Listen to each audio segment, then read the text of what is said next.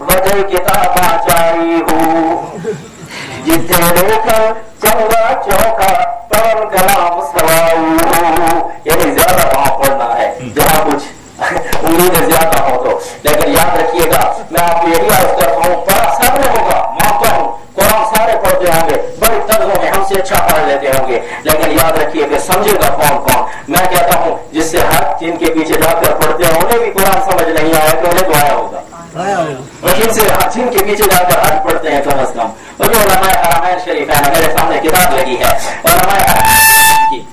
میں مزید کچھ نہیں کہنا چاہتا صرف اتنا کہنا چاہتا ہوں اگر قرآن کسی نے سمجھا ہے تو میرے نبی کے ان وارث نے ضرور سمجھا ہے. جو مکہ اور مدینہ کے وارث ضرور ہیں. وہ تراویح کتنی پڑھتے تھے؟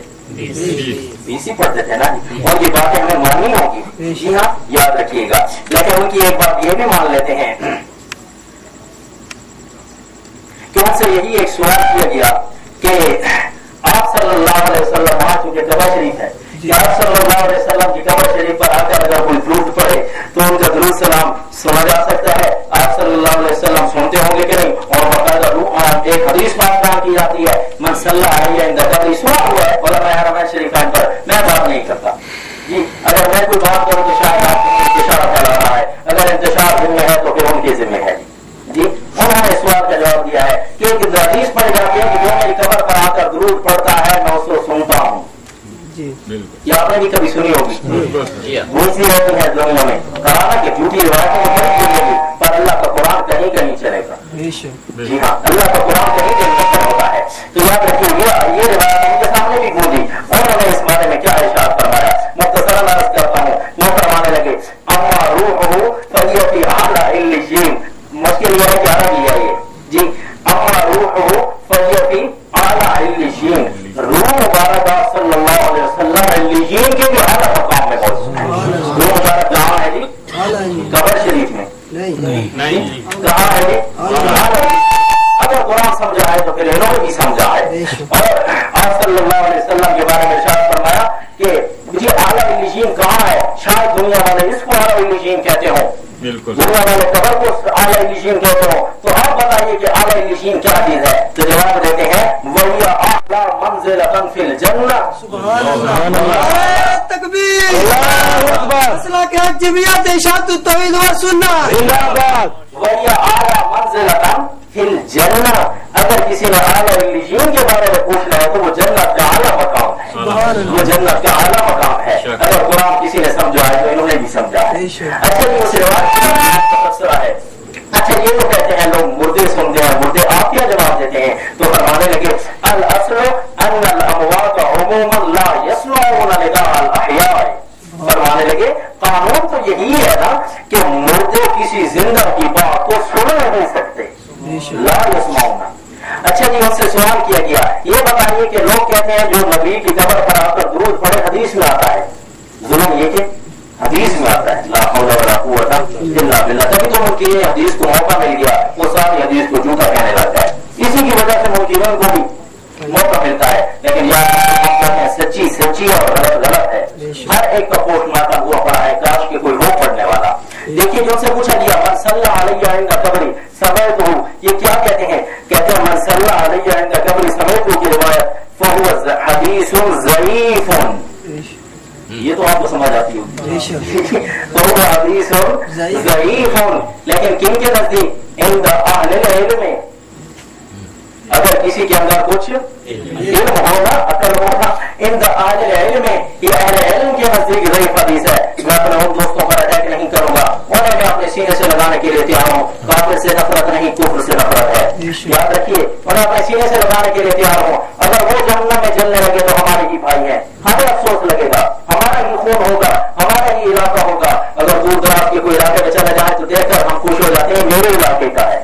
جی ہاں اگر جہنم میں پڑا ہوا ہوگا تو کیا ہم خوش ہو جائیں گے؟ ہم تو رہیں گے یہی کہیں گے کہ کاش یہ نہ جاتا. ہم انہیں بھی دعوت انصاف دیتے ہیں کہ آئیے ہر درمیوں کو چھوڑ کر یہ کتابیں دکھانے والے ہم نہ تھے. ہم کو اللہ کا قرآن سنانے والے تھے. لیکن مجبوریوں نے یہ بھی کہنا ذکر سے مصائب کے جن کے دل گھبراتا تھا وقت کی مجبوریوں نے سب کچھ گوارا کر لیا. جی ہم نے یہ سنانے لگے ہماری یہ مشکلات بن گئی. آپ صلی اللہ علیہ وسلم کی یہ سچی حدیث نہیں ہو سکتی. قال ابن تیمیہ امام ابن تیمیہ ارشاد فرماتے ہیں امام ابن تیمیہ رحمۃ اللہ علیہ ارشاد فرماتے ہیں ھذا حدیث موضوع علی الاعمش باجماعهم، تمام محدثین کا اجماع ہے کہ اعمش راوی پر یہ حدیث کھڑی گئی ہے، یہ موضوع ہے، جھوٹی ہے، موضوع کا معنی جھوٹی کھڑی ہوئی، اس کے سرکی میں معنی پتہ کیا ہوتا ہے؟ ہمارے گھرنتو آپ کے علاقے کی سرکی میں، ہمارے پنجاب کی سرکی میں سے کہہ رہے ہیں تلی واتما، کیا جی پتہ نہیں آپ یہاں کیا کہتے ہیں، موضوع، یہ موضوع ہے، جھوٹی ہے، غلط ہے، گھرنتو ہے، ٹھیک ہے جی۔ اب اسے یہ اگر قرآن کو کوئی سمجھنے والا تھا تو یہ سمجھنے والے تھے، اور میرا نظریہ ہے قرآن کو کوئی سمجھنے والا تھا تو اکابرین دیوبند سمجھنے والے تھے۔ اگر کوئی قرآن کو سمجھنے والا تھا کفایت المفتی دیجیے، اگر قرآن کو کوئی سمجھنے والا تھا تو ایک اکابرین دیوبند سمجھنے والے تھے، ان کے بارے میں بھی یہی سن لیجیے۔ وہ بھی ایک سوال کے جواب میں اسی قسم کی بات ارشاد فرماتے ہیں، ان سے بھی کسی نے پوچھا کہ آپ صلی اللہ علیہ وسلم دنیا میں ہمارے باتیں سنتے ہیں یا نہیں، تو ان کو بھی جواب یہی ارشاد فرمایا۔ حضرت مفتی اعظم مفتی کفایت اللہ رحمۃ اللہ تعالی علیہ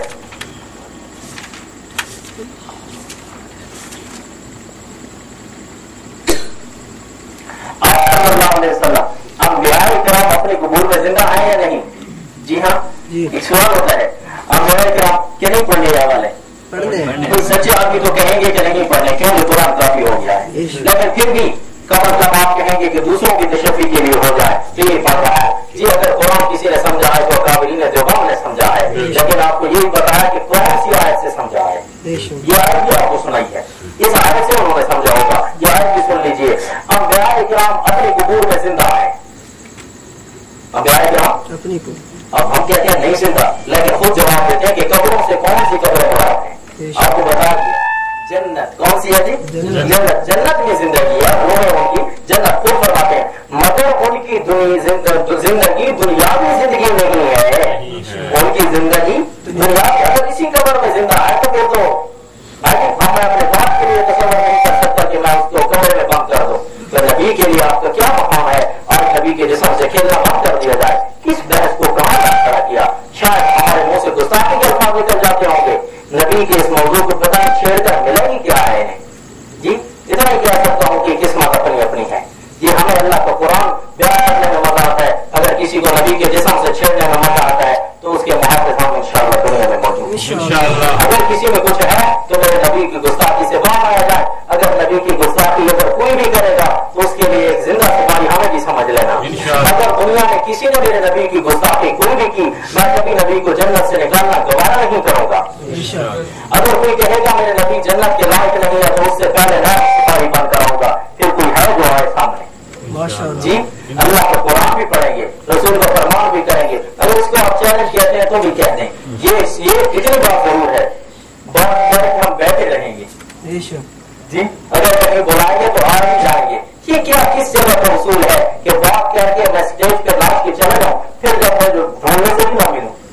پتہ نہیں زمین نکل گئی آسمان کر گیا، کہاں ہے وہ پتہ نہیں، سمجھ نہیں آتے جی۔ اگر اسٹیج علماء کا تو وطیرہ تھا علماء دیوبند کا کہ ڈنکی کی چوٹ مسئلہ بیان کرتے تھے، کوئی آئے تو صحیح، ادھر آؤ ہنر آزمائے تو تین ہم جدھر مسئلہ کے حق جمعیت اشاعت التوحید و سنت برزخی اور تمام دوسرے لوگوں کی زندگی سے ممتاز ہے، اسی طرح شہداء کی زندگی بھی برزخی ہے، دنیا کی نہیں بلکہ برزخی ہے، انبیاء کی زندگی سے نیچے درجے کی ہے، شہداء کی پہلے انبیاء کا درجہ پھر شہداء کا درجہ، دنیا کے اعتبار سے آپ یاد رکھیے، یا تو کہیے تو سب کو فائدہ ڈالوں، دنیا کے اعتبار سے اگر یہ ہماری تعلیمیاں تو پڑھتے ہی ہوں گے، دنیا کے اعتبار سے سب، دنیا کے اعتبار سے تو وہ سب اموات میں داخل ہیں، کس میں داخل ہے جی؟ آپ کے یہاں کس کو کہتے ہیں؟ تیسرے دن کوئی بھی پڑھتے ہیں مردہ، لا حول ولا قوت الا باللہ، یہ مسئلہ بھی یاد رکھیے، جو فوت ہو جائے پھر اس کے بعد میں تیسرے دن کون پڑھنا کوئی ضروری نہیں ہے، جب شاد ہو گیا پہلے دن ہی پڑھتے ہیں جی، تو یاد رکھیے ایک دو دن کے لیے نہیں، یہ پھر ساری زندگی کے لیے پڑھو جی،